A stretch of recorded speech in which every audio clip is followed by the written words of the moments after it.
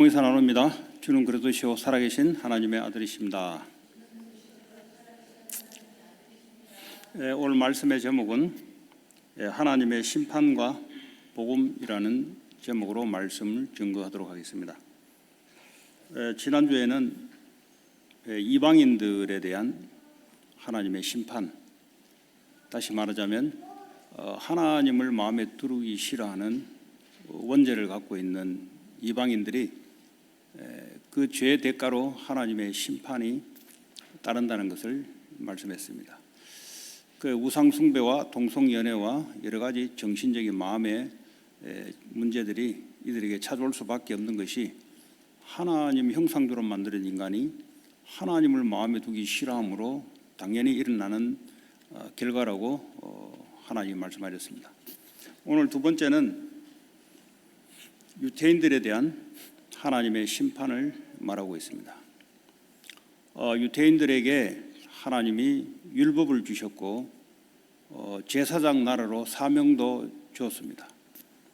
그런데 이들이 가지고 있는 율법과 자기들이 선민이라는 이런 사상을 가지고 불신자들을 정죄하고 그리고 율법대로 살아가지 못하는 사람을 정죄하는 일들이 유대인들에게 나타납니다.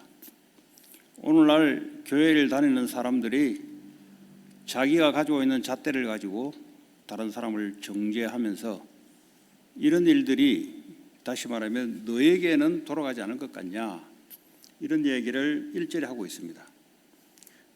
남을 판단하는 사람아, 누구를 막론하고 네가 핑계하지 못할 것은 남을 판단하는 것으로 네가 너를 정죄합니다 그랬어요. 남을 판단할 수 있는 위치에 사람은 있지 않습니다. 판단할 수 있는 위치는 하나님 외에는 있지 않습니다. 그런데 본인이 누군지를 모르고 율법의 잣대, 윤리 도덕의 잣대를 가지고 다른 사람을 판단하는 그 판단이 너에게는 그러면 돌아가지 않을 것 같냐? 다시 말하면 너도 완벽하지 않으므로 다른 사람으로 하여금 너도 또 판단받고 정죄받을 것이다.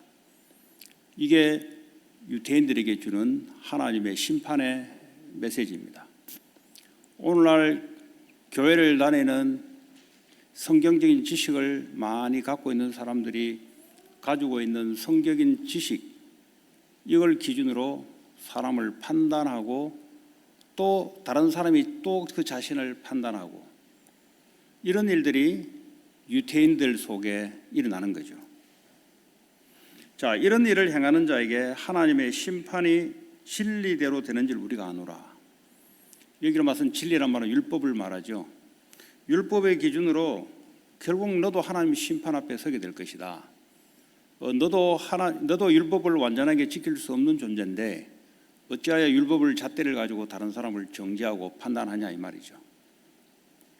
자, 이런 일을 행하는 자를 판단하고도 같은 일을 행하는 사람아, 다른 사람에게는 잣대를 내미는데 자기 자신도 또 율법의 잣대로 볼 때는 너도 같은 일을 행한다는 거죠. 윤리도덕적으로 내가 우위에 있다고 생각하는 이 시대의 사회층, 지도자층, 쉽게 말하자면 법조계에 있는 사람들, 법률가들, 이 법률을 가지고 사람을 판단하는 자리에 있는데 그럼 너는 하나님 나라에서는 너는 그러면 똑바로 할 수 있는가? 너도 또한 판단을 받게 될 것이라는 거죠.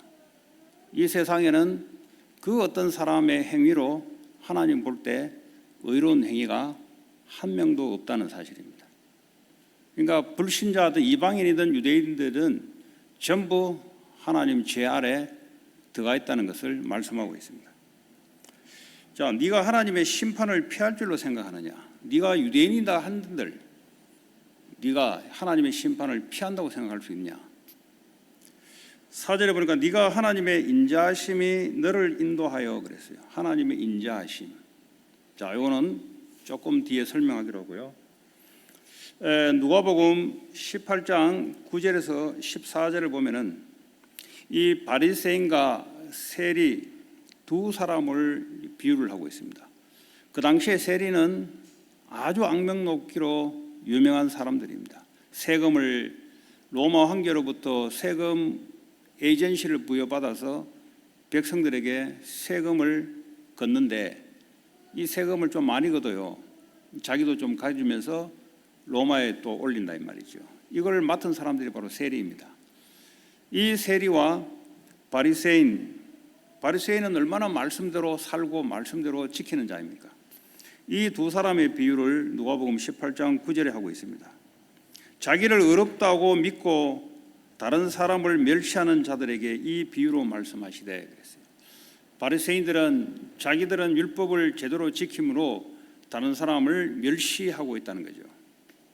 두 사람이 기도하러 성전에 올라가시니 가니 하나는 바리새인이요 하나는 세리라. 비유를 하는 거예요 지금.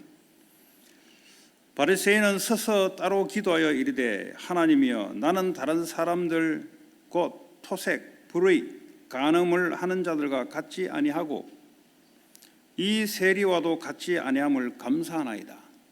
그러니까 나는 이런 천한 사람들, 이런 도덕적으로 형편없는 사람들하고 나는 구별되어 있다는 것을 감사합니다라고 기도한 거죠.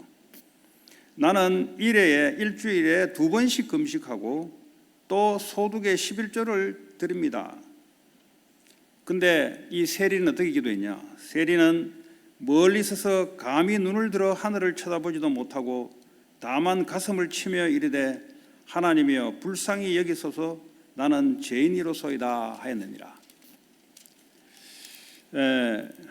내가 너에게 이르노니 이에 저 바리새인이 아니고 이 사람이 의롭다 하심을 받고 그의 집으로 내려가느니라. 무릇 자기를 높이는 자는 낮아지고 자기를 낮추는 자는 높아지리다 하시니라.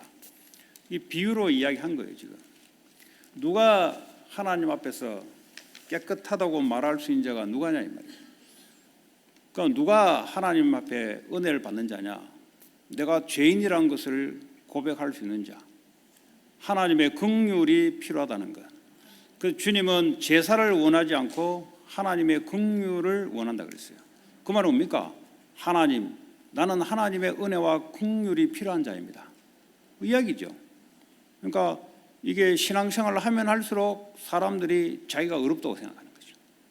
그리고 내가 하는 행동들이 다른 사람들하고 나는 다르다고 남을 쉽게 판단하고 정죄하는데, 근데 그 정죄하는 것은 반드시 자기에게 돌아오게 되어 있습니다.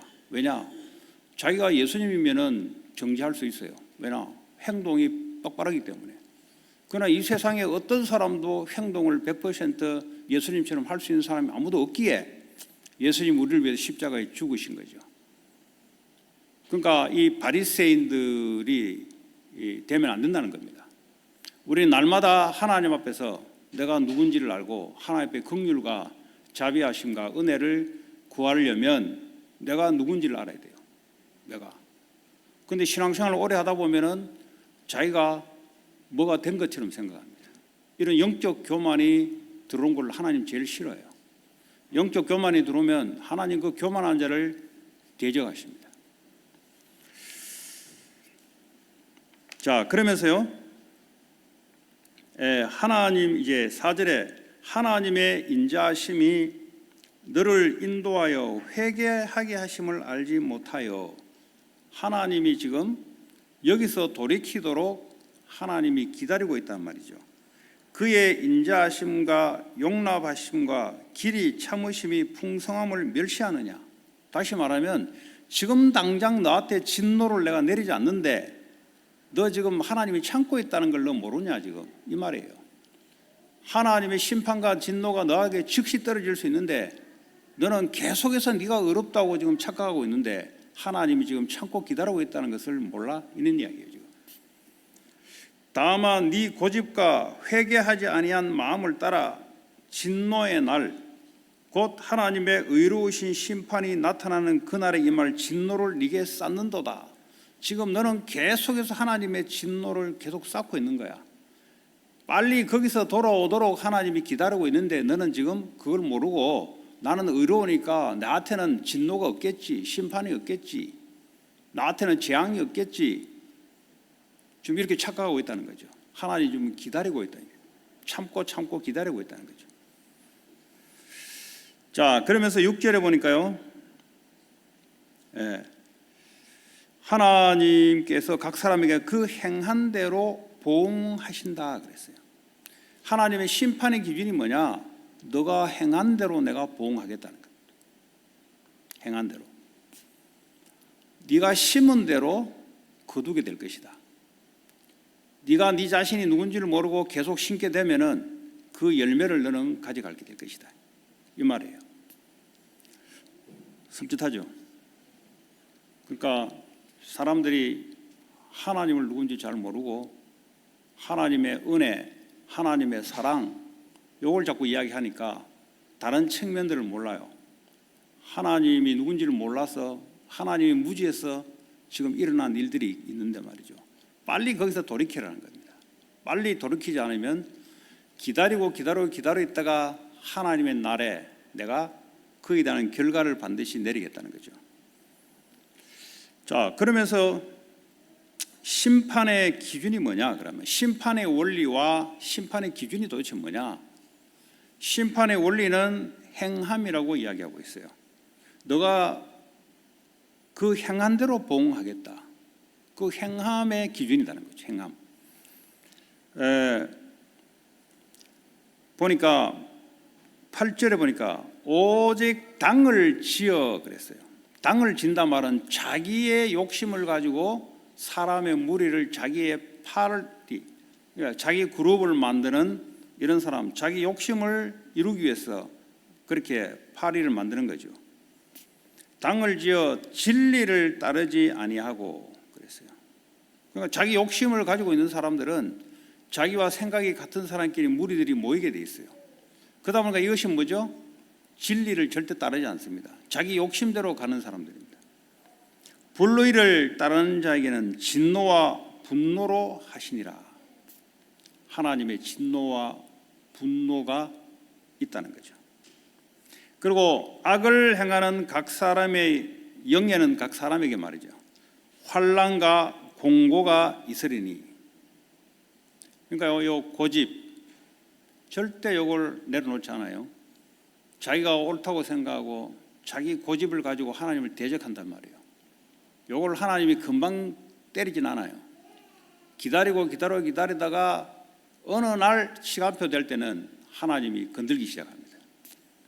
하나님 자녀에게도 그렇게 하죠. 왜냐? 끝까지 자기 고집을 가지고 있으면 하나님이 금방 내리치지 않아요. 계속해서 경고를 줍니다. 말씀을 통해 경고를 주고 사람을 통해 경고를 주고 그래도 안 된다. 그때는 어쩔 수 없이 매를 들이대는 거죠. 여기서 매를 때려야만 이 사람이 돌아오거든요. 그러니까 하나님 매를 대는 거죠. 하나님 무서운 하나님이시네. 그 성경에는 뭐라고 했냐면 하나님을 두려워하는 자. 사랑의 하나님도 있지만 하나님은 심판의 하나님이세요. 그냥 뭐 유야무야 대충 되겠지. 그거는 자기가 생각하는 하나님이에요. 성경의 하나님은 그렇지 않습니다. 하나님은 반드시 불의에 대해서는 용서하지 않는 분이에요. 죄에 대해서는 하나님은 용서하지 않는 분이에요. 그래야 하나님 나라가 뭔가 질서가 잡힐 거 아니에요. 그래서 하나님이 그렇게 하는 겁니다. 올바르게 하나님 나라를 이루어가기 위해서는 하나님이 그렇게 이스라엘 백성들을 건들기도 하고 오늘날 성도들, 하나님 자녀들을 건드는 거죠. 자녀를 키워봐 알겠지만은 자녀가 끝까지 고집을 부린다. 그럼 어쩔 수 없어요. 그 고집대로 나가면은 다른 길이니까 어째서 매를 댈 수밖에 없어. 이 매를 대해서까지도 돌이키기를 하나님 원하는 거죠. 자, 그러면 이 악을 행하는 자는 가장 먼저는 유태인에게다 그랬어요. 하나님의 진리, 하나님의 말씀을 맡은 유태인에게 먼저 임할 것이고 그리고 헬라인에게, 이방인들에게 임할 것이다. 그러니까 유대인들이 계속 환난과 공고를 하는 걸 계속 당했어요. 왜 그랬습니까? 하나님을 섬기라고 했는데 하나님을 섬기지 않고 율법을 가지고 자기가 의롭다 하면서 우상을 섬기고 쉽게 말하면 하나님을 섬긴 게 아니에요 사실은. 그러다 보니까 계속해서 이제 역사가 계속해서요 끌려다니고 얻어맞고 노예가 되고 이런 일들이 계속해서 일어나는 거죠. 또 이스라엘 나라 이 위치 자체가 주변에 강대한 나라들이 주변에 표진하고 있습니다. 밑으로는 애국, 좌측으로는 블레셋, 그리고 나중에 그 바벨론, 아시리아, 그리고 여러 나라들이 있지 않습니까? 이런 나라들이 주변에 둘러싸여 있는데, 그럼 어떻게 살아야 되냐? 하나님의 믿음으로 살아갈 때는 주변 나라를 정복하기 시작해요. 근데 하나님의 믿음 없이 살아갈 때는 짓밟히게 되어 있습니다. 일부러 하나님이 그렇게 해놨어요. 일부러. 우리도 마찬가지입니다. 이 하나님 믿음 없이 살아가면은 세상에 돈에 짓밟히고, 성공자들이 사람에게 짓밟히고, 여러 가지에 짓밟히게 되어 있어요. 고난당하게 되어 있습니다. 그러나 이 믿음을 갖고 있으면 어떡합니까? 돈도 정복하고, 사람에게 짓밟히는 게 사람을 정복하기보다는 사람을 바꾸기도 하고, 성공에 노예돼서 끌려가는 게 아니고 성공을 정복하기도 하고, 이것이 바로 믿음 안에서만 나타나는 겁니다. 자, 그러면 선을 행하는 자 그랬어요. 선을 행하는 자, 오늘 7절에 보니까 참고 선을 행하여 그랬어요. 이 행함이 기준이라는 거예요. 행함, 선을 행함, 악을 행함. 왜냐? 우리가 믿음을 가지고 있으면 반드시 믿음의 결정이 나오죠. 행동이 나오고 선택이 나오고 말이 나오고 우리 삶으로 다 나오죠. 그러니까요, 행함이란 말은 내 속에 있는 상태가 행함으로 나오는 거죠. 예.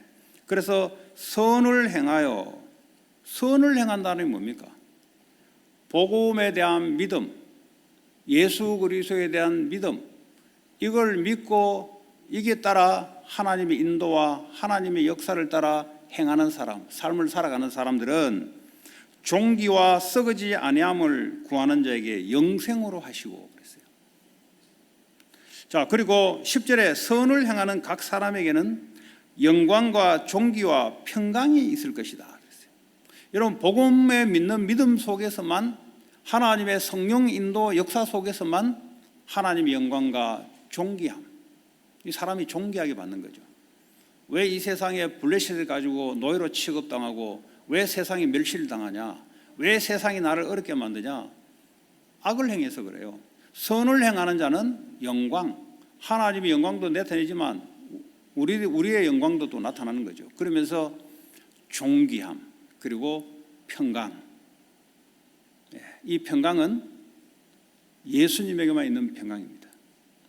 예수님에게만 평강만 우리에게 나타나는 거죠. 여러분, 구약 성경에 보면 아사 왕이라는 존재가 있어요. 이 아사 왕이 20년 동안 참 하나님을 잘 섬겼습니다. 그리고 아사에게 하나님의 평강이 20년 동안 임한 겁니다. 어느 날 21년째부터 나머지 21년, 그러니까 41년을 통치했는데요, 20년은 하나님의 평강이 임했던 왕입니다. 나머지 21년은 평강이 없는 왕이에요. 이게요, 주변 나라 위에 북이스라엘이 이제 남유다로 침범하기 시작합니다. 그동안 믿음으로 다른 외래 나라, 다른 이방 나라에 대해서는 믿음으로 싸웠어요. 그런데 북이스라엘이 쳐들어올 때는 하나님께 묻고 하나님의 믿음을 발휘하지 않고 어디로 가냐? 아람 나라에 가서 성전에 금을 다 떼어가지고 금을 갖다 바치면서 북이스라엘을 좀 막아달라고 한 거죠. 그때 하나님이 말씀하시기를, 너는 이방 나라가 침범해 올 때 나한테 믿음 가지고 요청을 하더니 북이스라엘을 쳐도는데 너는 왜 아람 나라에 가서 너는 빌붙어서 네 하나님을 놔도 왜 거기서 구걸하냐? 21년 동안 이 아사 왕이 평강이 없는 그런 왕으로 짓밟히게 돼 있어요. 구약 성경을 통해서나 오늘날 우리에게 통해서나 선을 행한다는 게 뭐냐? 오직 그리스도로 말하며 하나님에 대한 믿음으로 행하는 자는 하나님의 영광과 존귀와 평강이 그에게 임할 것이다. 왜 우리에게 하나님의 평강이 나타나지 않는가? 믿음이 없어서 그래요. 무슨 믿음이냐? 내가 믿는 그리스도가 참 나의 주인이요 참 하나님이요, 내가 이분의 인도와 역사를 이분의 원한대로 내가 따라가는 이 믿음의 행함이 없다는 거죠. 그러니까 어떡합니까? 하나님의 평강을 주지 않는 겁니다. 여러분, 하나님의 평강이 없으면 어떻게 되냐? 오늘 미국에 일어나는 많은 영적 문제, 정신 문제들이, 중동 문제들이 이게 왜 일어나냐? 미국 교육이 잘못됐냐? 뭐가 잘못됐냐? 그렇지 않다는 겁니다. 복음을 믿는 믿음이 없음으로 나타나는 결과라는 거죠. 자, 그래서요, 하나님께서 11절에 하나님은 사람을 외모로 사람을 취하지 않는다. 유태인이니까 내가 유태인이니까 내가 봐줄게, 그렇게 하지 않는다는 겁니다. 너 이방이니까 내가 미워한다, 그렇지 않다는 겁니다. 선을 행하는 자가 기준이라는 겁니다.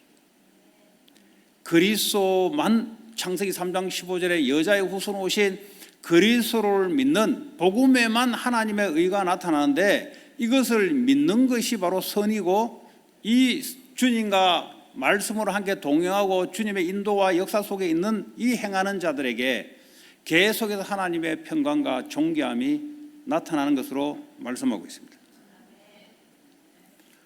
저 여러분들이 오늘 신앙을 점검해 봐야 되겠죠. 유태인들에게 준다는 말은 성경책을 들고 하나님이라는 단어를 쓰는 사람들에게 해당되는 말입니다. 왜 신앙생활을 하면서 나는 마음에 평강이 없는가?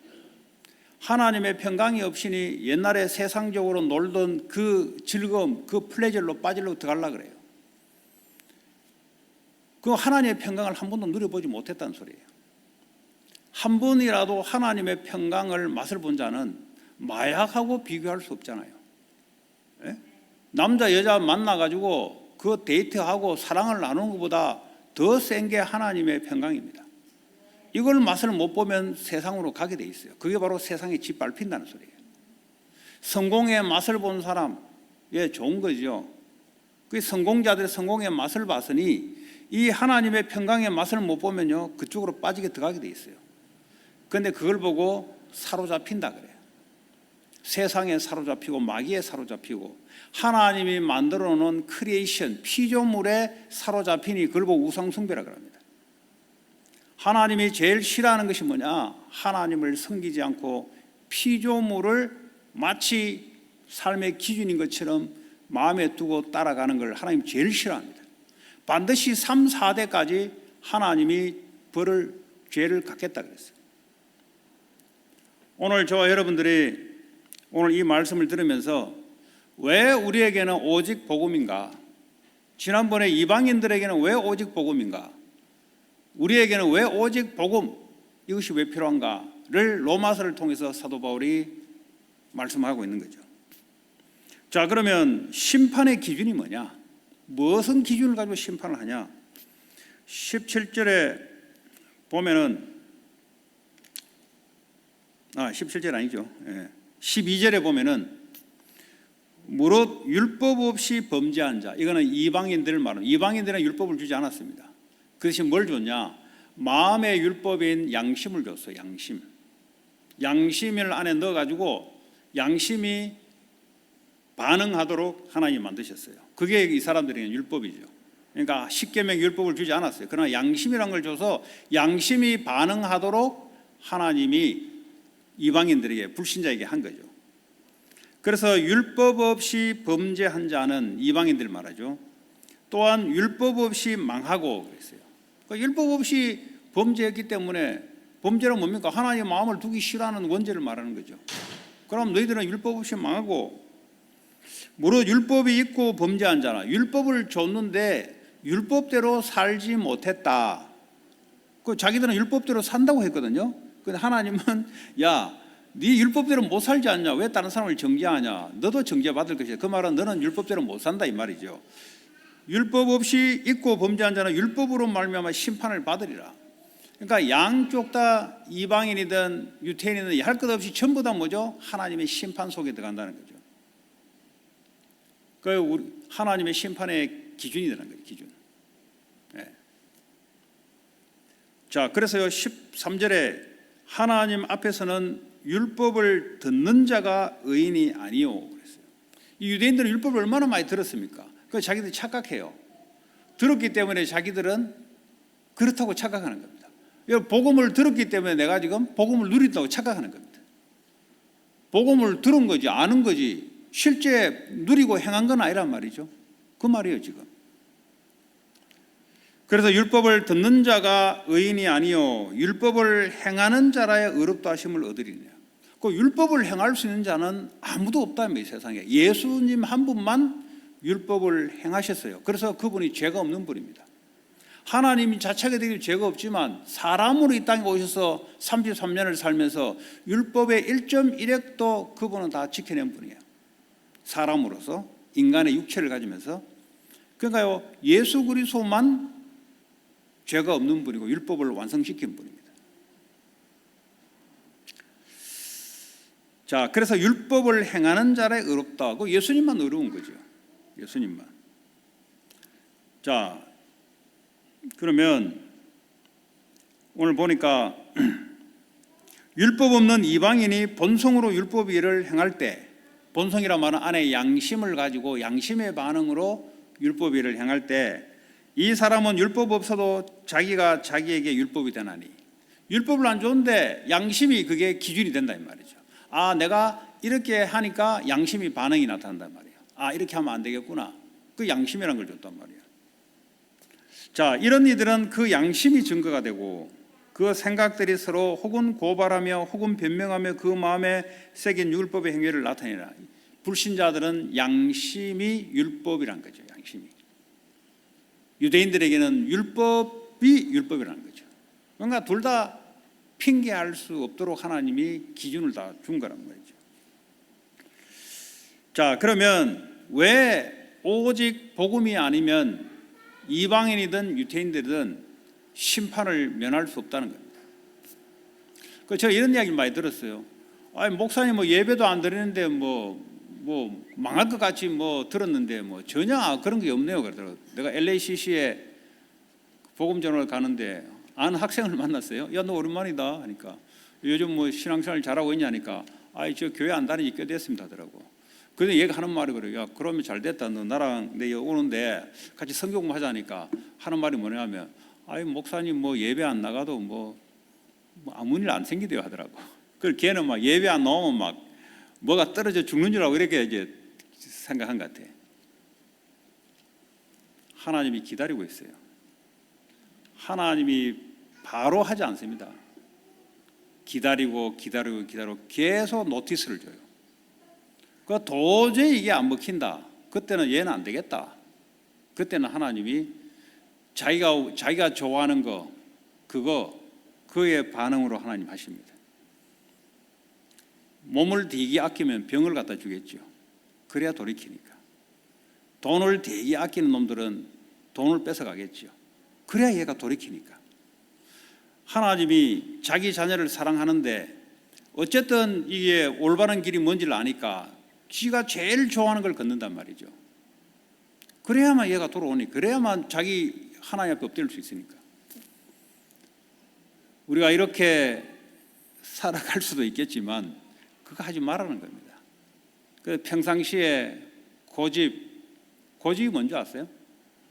하나님에 대해서 딱 고개를 쳐들고 내 식대로 살아가겠다는 겁니다. 그러니까 지 식대로 살아가거든요. 지금 하나님이 기다리고 있어요. 빨리 돌아와. 빨리 목에 힘 빼고 돌아와 이 말이에요. 그런데 아무 일 없네? 아무 일 없는 게 나중에 목이 꺾이죠. 그 이야기입니다 지금. 그래서 평상시에 은혜를 받는 것이 얼마나 중요한지를 아는 거죠. 자, 그러면 왜 오직 복음이어야 되냐? 이 십자가의 그리스도께서 하신 일, 다시 말하자면 에베소 2장 15절에 보니까 예수님 그리스도의 피로 말미암아, 그리스도의 죽음으로 말미암아 율법을 폐하셨다 그랬어요. 왜냐? 율법을 기준을 가지고는 아무도 여기에 해당될 수 있는 사람이 아무도 없거든요. 그렇잖아요. 그러니까 어떻게 합니까? 예수님이 자기의 십자가의 피로 율법을 폐하셨다 이 말이죠. 그 말은 뭐죠? 이제 율법을 해당시키는 게 아니고 예수 그리스도의 피를 믿으면 네가 율법을 다 지켰다고, 내가 의롭다고 주님이 해줄게, 이런 겁니다. 그 은혜라야 우리가 진노를 피할 수 있다는 겁니다. 에베소 2장 16절에 보니까 십자가로 율법을 소멸시켜버렸다. 없애버렸다. 기준을 아예 없애버렸다. 그러면서요, 하나님과 화목하게 했다. 원수된 것을 십자가로 소멸하시고 하나님과 드디어 화목하게 했다. 하나님의 진노가 내리치는데 그걸 피하는 길이 그리스도의 피라는 거죠. 그러면서 2장 17절에 보니까 하나님이 평안을 전하셨다 그랬어요. 여러분, 진노가 걷어지니까 하나님의 평안이 임하는 거죠. 그럼 먼저는 이방인, 나중에 유대인. 가까운 데 있는 사람들은 유대인, 멀리 있는 사람은 이방인 하는 거죠. 그래서요, 이 왜 오직 복음이어야 되냐? 여러분, 오직 복음을 계속 듣는데 듣는 게 중요한 게 아니고 복음을 가지고 실제 삶에서 그렇게 복음을 가지고 살아가는 게 중요한 겁니다. 문제 와버리면 복음 없어져 버리고 오직 자기의 생각만 남아 있습니다. 그러니까요, 문제에 맨날 빠져요. 하나님 어디 가고 없어요. 교회당만 하나님 있고 밖에 나가면 하나님이 없어. 위기 당해보세요. 하나님 어디 있는가? 거기도 하나님 없는 데가 없는데 다 있는데, 어디든지 하나님이 계시는데, 문제 속에서도 하나님이 계시는데 거기 하나님을 찾지 않고 오직 하나님 없고 자기만 찾죠. 유태인들이 그렇습니다. 회당에만 하나님을 가다 놓고 밖에 나가서는 하나님 없어요. 그러니까 무슨 하나님, 그런 하나님 다 있습니까? 오늘날 성도도 마찬가지입니다. 교회 와서 예배 때는 하나님 있는데 밖에 나가면 하나님이 없어요. 그럼 문제 좀 당하면 하나님 없다고 온갖 아우성을 치는 게 바로 하나님 없습니다, 하나님 없어, 이 말이에요. 지금 애가 엄마 없으면 막 울잖아요. 길거리에 가다가 길 잃으면 울잖아요. 어머니는 그 옆에 없어도 하나님은 항상 우리가 동행하거든요. 어떤 사건 속에서 하나님이 그 사건 속에 함께 하시거든요. 거기는 하나님 없대요. 그러니까요, 이것도 문제입니다, 저것도 문제입니다. 그 말은 뭡니까? 여기도 하나님 없습니다, 저기도 하나님 없습니다. 이 불신앙, 이 불신앙으로 말미암아 불신앙의 결과들이 우리에게 찾아온다는 거죠. 자, 우리는 고린도후서 5장 17절에 보니까 새로운 피조물로 됐다. 아예 우리를 리크레이션으로 바꿔놓은 거예요. 왜냐, 옛날 거 가지고는 안 된다. 옛날 가지고는 네가 무슨 생각을 하고 무슨 일을 해도 너는 안 된다는 거죠. 재창조를 했는 거예요. 그리스도로 말미암아 옛사람이 뭐냐? 내가 인생이 마치 하나님처럼 되어왔던, 내가 인생의 선과 악을 판단할 수 있는 그 존재됐던 그 나, 옛사람은 그리스도와 함께 십자가에 죽었다는 거죠. 그건 내가 아니에요. 그 옛날에 나요, 옛날에. 그걸 자꾸 자기인 줄 알고 계속 착각하고 있어요. 마귀가 거짓말로 계속 착각을 시키지 않습니까? 이제 우리는 새 사람이 된 거예요. 새로운 피조물 됐단 말은 뭡니까? 그리스도의 부활이 그분과 우리가 연합돼서 절대 떠나지 않아요. 그분을 믿는, 그분을 나의 그리스도와 주로 믿는 믿음으로 살아가는 것이 새로운 피조물의 삶의 방법이고 원리입니다. 믿음이 없으면 어디로 돌아가냐? 옛날에 내 사람으로 돌아가 버려요. 그렇죠? 그 믿음으로만 살아가는 겁니다. 그래서 은혜를 자꾸 받아야 돼요, 여러분. 은혜를 자꾸 받아야 믿음이 생기고, 말씀을 자꾸 들어야, 복음의 말씀을 들어야 믿음이 생기고, 믿음이 생기면 새로운 피조물, 새 사람 속에 아주 중요한 축복들이 많이 담겨 있습니다. 여러분 착각하지 마세요. 여러분 옛사람은 죽은 거예요. 마귀는 계속 거짓말로 너가 그렇지 계속 고소고발합니다. 계속 속입니다. 그럼 여러분을 착해가지고 그래 내가 옛날로 돌아가지, 그거는 죽은 거예요. 여러분 그거는 가짜예요. 그거는 여러분이 아니에요. 그거는 나의 진짜 아이덴티티는 누구냐?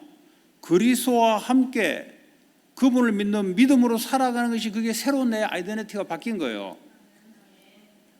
그런데 마귀는 여기에 오르지 못하도록 계속 속입니다. 율법으로 속이고, 율법으로 눌리게 속이고, 죄책감으로 속이고, 그때마다 선포를 하세요. 나는 옛사람, 나는 그 내가 아니다. 나는 죽었다. 옛날에 그리스도와 함께 내가 예수 믿을 때 이미 죽어버렸다. 그 나는 내가 아니다. 내가 누구냐? 그리스도와 함께 그분을 믿는 믿음 안에서 나의 주로 믿는 그 내가 바로 나다.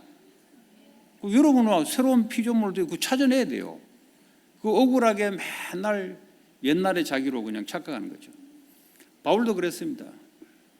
그랬더니요, 그리스도를 딱 로마서 8장 1절에 그리스도를 딱 붙잡으니 원래대로 돌아온 거죠. 그러니까 생명의 성령의 법으로 돌아온 거죠.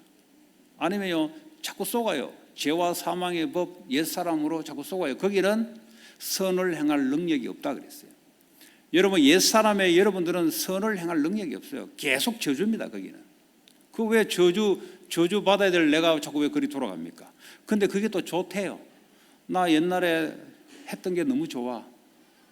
얼마나 각인뿌리 체질이 깊이 내렸는지 그것이 좋다는 반응으로 자꾸 돌아가려고 한다는 거죠. 그 말은 뭐죠? 이 복음의 맛을 본 적이 없다는 거죠. 복음은 듣기는 들었지만 복음의 맛을 누려보지를 못했어요. 정말 하나님 주신 평강과 이 행복을 한 번이라도 맛을 보면은 절대 그럴 수가 없습니다. 어떻게 그럽니까, 여러분? 여러분, 맛집이 있잖아요. 레스토랑에도 정말 맛있는 건 맛을 봐버리면 다른 집 못 가요. 이 맛을 안 봤고 그냥 책을 통해 읽은 거지. 아, 저 집은 맛있더라. 그냥 머리로 읽은 거지. 진짜 가서 맛을 봐버리면 다른 집에 갈 수가 없어요. 그러니까요, 맛집을 찾아다니는 사람들은 이 혀가 이미 고급화가 됐기 때문에 이 혀가 기억하고 있잖아요. 다른 집에 가버리면 혀가 반응이 안 나타나, 거기에 대해서. 그렇지 않습니까? 아닙니까? 예. 그럼 계속 관광 다니잖아요. 맛집 찾아다니잖아요. 나라 돌아다니면 찾아다니잖아요. 여기 비행기 타고 유럽 가가 점심 먹고 오잖아요. 한국은 일본 가가지고 그 회가 또 비싼 회가 있어요. 비행기 타고 가 도쿄 가지고 점심 회, 그 아주 비싸요. 예? 그거 먹고 날아온다고. 왜냐? 맛을 봐버리면 그래 돼요. 맛을 보고 다른 걸 먹지는 못해. 요 회를 요 바닷가 사는 사람들은 그 회가 쌩쌩하지 않으면 먹지를 못한대요. 우리 같은 사람은 바닷가에 안 살아가지고 회라면 뭐든지 다 좋아하는데 이 썩은 거란 거지. 이거 오래된 거래. 우리 오래된 거지 구분이 안 돼. 근데 그 사람은 기가 막히게 구분을 해. 딱 보고 아, 이거 시간 좀 지났다는, 못 먹겠다는 거지. 맛을 봐버리면, 마약도요, 맛을 봐버리면 마약 이상께 나오지 않는 이상은 계속 가게 돼 있습니다. 인간은 그런 존재입니다. 최상위의 최고의 게 뭐냐? 복음의 맛을 보는 거예요. 그럼 우리 애들이 복음의 맛을 못 보고 복음을 듣고 안다 이 말이에요. 아니까 자꾸 유혹에 끌려가는 거예요. 유혹에. 그도 기다려야 돼요. 어느 날 이게 들었던 것들이 어느 날 하나님의 역사로 맛을 보는 날이 와. 그때는 이제 두 번 다시 돌아가지 않아요. 왜냐? 그거는 별 맛이 없다는 걸 알기 때문에 그렇습니다. 그 옛날에 좋았던 거 바울이 배설물 내긴다. 왜냐? 맛을 봤기 때문에 그래요. 아이고, 옛날에 잘 나갔고 좋았던 거 그거 복음 맛보니까 비교가 되지 않는 거죠. 여러분, 이래 돼버려야 복음을 쫓아가는 거죠. 오늘날 교회의 성도들이 이 복음 맛을 자꾸 보게 되면은 다른 건 먹지도 않아요. 우리 집에 고양이도 보니까 이거 뭐 집에 내 혼자밖에 없어가지고 뭐 아침 저녁 뭘 주래요. 깡통 같은 거 뜯어가지고. 왜냐하면 이제 그냥 일반 음식도 먹는데 사이드 음식으로 맛있는 게 있나 봐요. 내가 가면 계속 우는 거예요. 달라고 막 보채가지고 위에 짬뽕이 하고 막 달라고. 그 냉장고에 이거 넣어가지고 이렇게 틀어주면 좋아가지고 또 이렇게 하고. 그 얘가 맛을 본 거예요. 맛을 보니까 그걸 맨날 찾는 거예요. 일반 음식은 그냥 배고프면 먹고 이 맛이 있나 봐. 그러니까 그것만 계속 찾고 아침 저녁으로 2번 주래요. 아침 저녁으로. 그 나는 절대 안 줄 거다 했더니 이 애는 이미 맛을 봤기 때문에 계속 와서 보채요. 달라고. 그래서 2번씩 준다고 있습니다. 2번씩. 맛을 봐야 돼요. 맛을. 복음의 맛. 복음만 보면 이제 다른 거 땡기지 않습니다. 그렇지 않습니까? 그거 뭐 돈 있으면 되고 없으면 되는 게 이거 뭐. 예? 있어도 좋고 없어도 좋은 거지. 있으면 좋고 없어도 뭐 괜찮은 거죠. 왜? 맛을 봐. 그런 맛을. 그걸요 율법적으로 그렇게 해야 되겠다 들어서 아는 거하고 맛을 본 거는 다르죠. 맛을 본 거는. 자, 그래서요 에베소 2장 21절에 이 그리스도의 새로운 사람들은 이제는 그리스도 안에서 서로 연결되어 하나님의 성전을 만들어가는 거예요. 이 바로 교회 시대죠. 교회 시대. 나 혼자만 그리스도가 아니잖아요. 우리는 같이 몸들이 연결돼 가지고 하나님의 교회를 통해서, 공동체를 통해서 하나님이 그 지역에 하나님 하실 일이 있단 말이죠. 각자에게 주시는 이 달란트가 아주 귀한 겁니다. 반 달란트, 한 달란트도 받은 거예요. 그게 없으면 교회는 안 돌아가게 되어 있습니다. 교회 온 모든 사람들의 달란트가 반드시 필요한 겁니다. 그게 해야 교회가 돌아가도록 만들어졌어요. 가정도 마찬가지고요. 여러분 직장도 마찬가지입니다. 그 직장에 아무리 그 사람이 연약해도 그 사람이 필요한 거예요. 그죠? 그걸 잘 아는 사람이 지도자가 될 수 있고 사람들을 연합을 시킬 수 있는 거죠.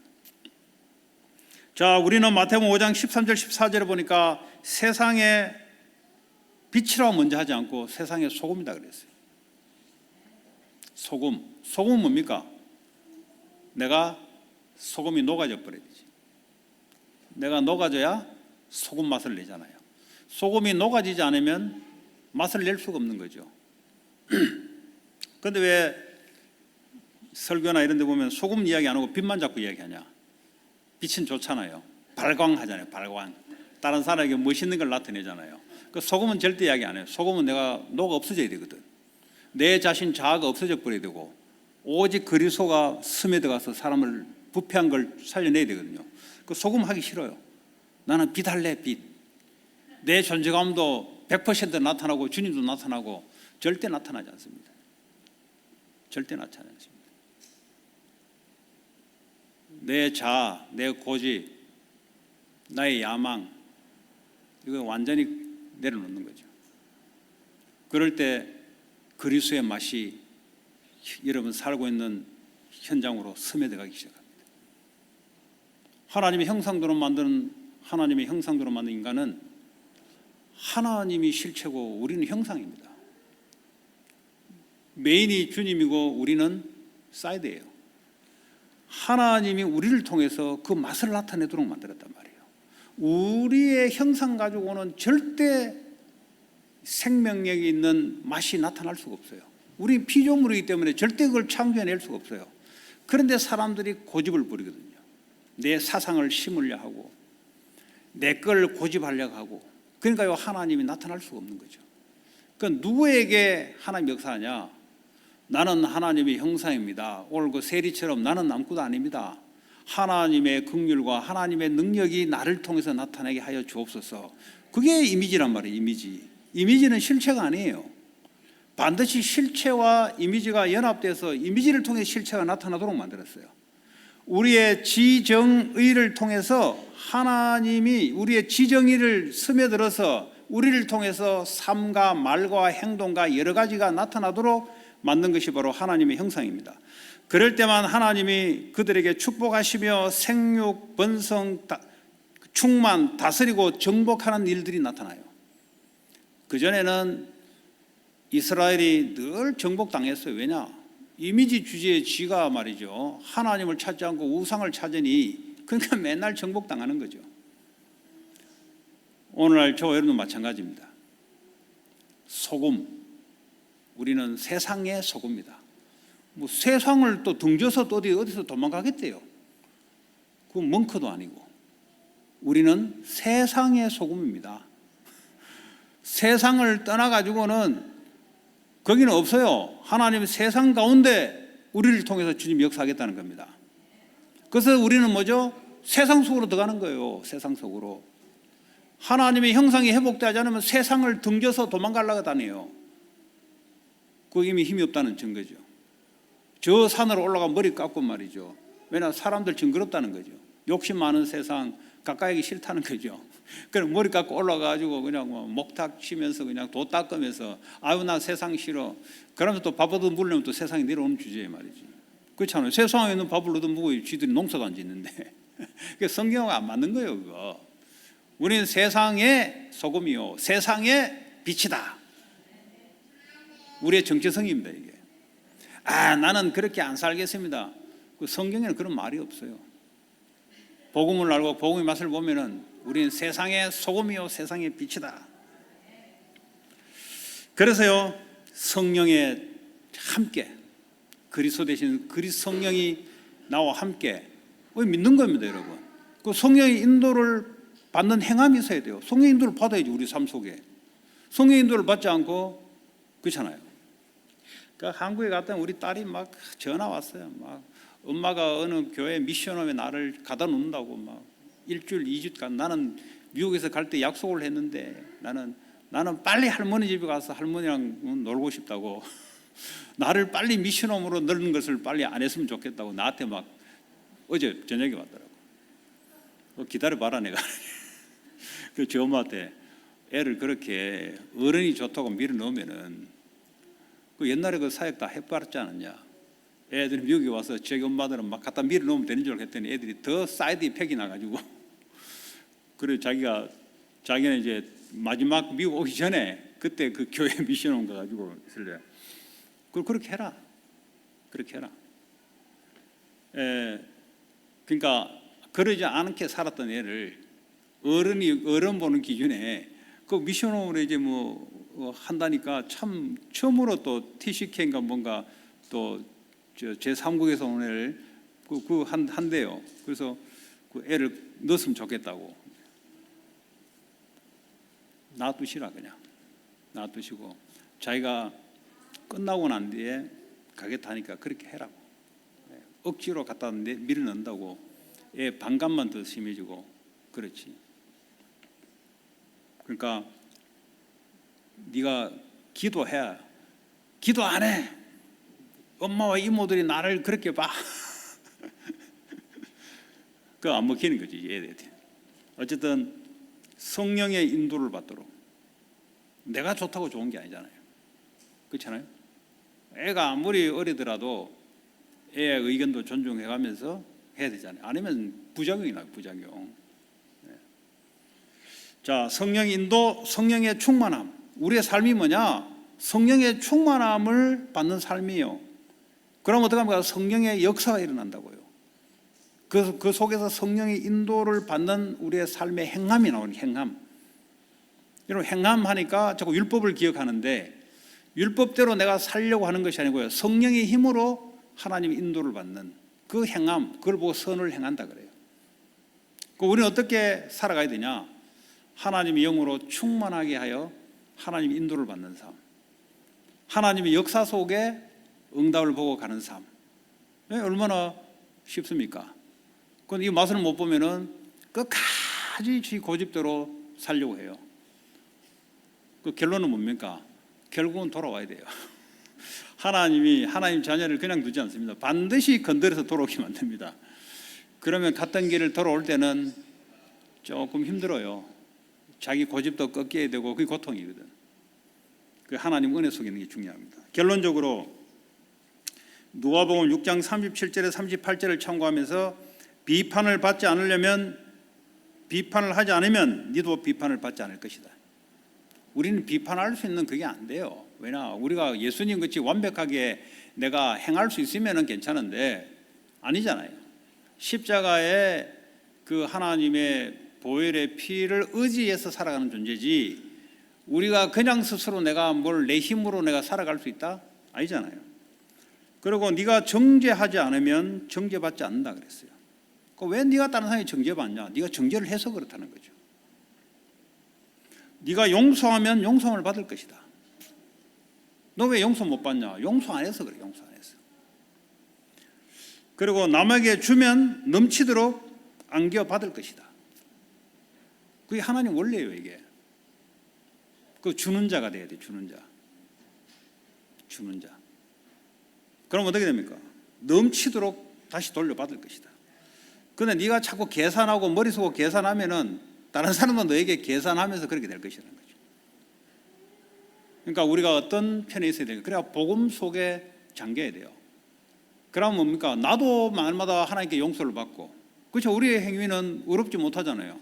그러니까 십자가 앞에서 또 내가 의인이란 것을 확인하고, 그 다른 사람을 보니까 죄를 까발리는 게 아니고 죄를 덮어주는 거죠.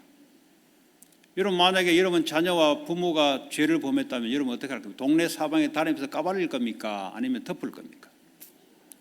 우리 어머니 보니까 덮더라고 보니까. 네. 그게요. 자기 피부치들은 그것도 완전한 사랑이 아니지만은 죄를 덮어주는 게 능력이에요. 죄를 까발린다. 그럼 너도 나중에 까발릴 것이다. 하나님의 은혜를 받은 자만 죄의 용서와 덮어주면은 너도 그렇게 될 것이라는 거죠. 그러니까 서로 막 수하고 서로 고수하고 서로 네가 잘못됐다고 결국 네 그대로 돌려받을 것이다. 너는 그런 자격이 있는 존재가 아니다는 겁니다. 그래서 결론적으로 하나님 앞에서는 그 어떤 한 사람도 하나님의 심판을 벗어날 길이 없는데, 그래서 오직 십자가의 복음 안에 그 선을 행하는 자들만 하나님의 평강과 존귀함을 받게 될 것이다. 이런 축복들이 여러분 실제 삶 속에서 여러분 일어나는 그런 한 주가 되길 바랍니다. 오늘 주신 말씀 잡고 합심으로 우리 기도하겠습니다. 하나님 감사합니다. 하나님의 심판과 복음이라는 말씀 잡고 한 주간도 하나님 판단하는 존재가 아니고 덮고 용서하고 사랑할 수 있는 그런 삶으로 살아갈 수 있도록 주님 축복해 주시기 원합니다. 하나님, 우리에게 복음 안에 있는 큰 축복들을 실제 삶 속에 행함으로써 많은 사람들을 살리고 공동체가 살아나게 하여 주시옵소서. 예수 그리스도 이름으로 기도합니다.